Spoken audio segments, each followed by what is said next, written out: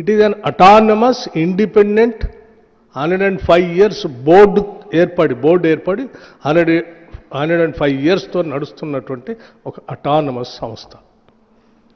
105 years నుంచి దాదాపు కొన్ని వేల మందికి ఉద్యోగ అవకాశాలు కల్పిస్తూ ఇటు రాష్ట్రానికి కేంద్రానికి కూడా ఆస్తులను అందించడమే కాకుండా చాలా ట్రాన్స్పరెంట్గా వాళ్ళకు ఒక ప్రొసీజర్ ఉంది. ఆ ప్రొసీజర్ ప్రకారం పోతా ఉన్నాం.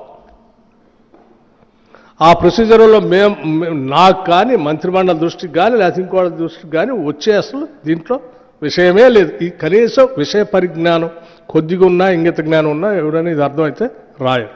బట్ అయినా స్టిల్ ఆ తర్వాత ఇందులో రాగానే అది చదవగానే నేను అనుకున్నా ఏంది ఇంత పెద్ద కథనం, ఒక పేపర్ మొత్తం రాసింది, ఇంకో లోతుల్లో కూడా ఇంకోటి రాసింది, రకరకాల ఎటుటో తిప్పి రాసింది. సరే ముందు ఆ ప్రొసీజర్ ప్రకారం వాళ్ళు చేసుకున్నప్పటికీ ఇది 4 కోట్ల మంది ప్రజలకు సంబంధించిన ఆస్తి. ఇది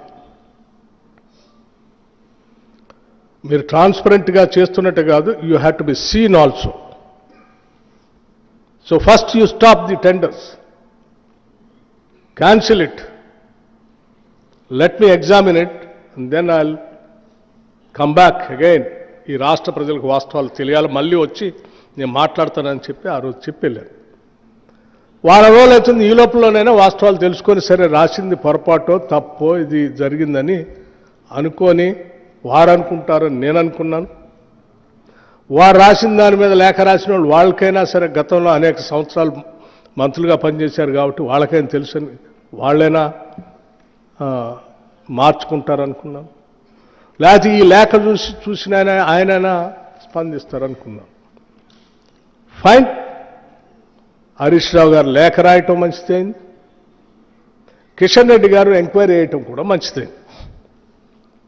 నేనొక్కడనే వాస్తవాలు చెప్తే సరే ఏదో నేను రాధాకృష్ణ గారు మీద కోపంతో ఆయన రాశాడు కాబట్టి ఆయన మీద కోపంతో నేను చెప్తున్నాడు అనుకుంటారేమో.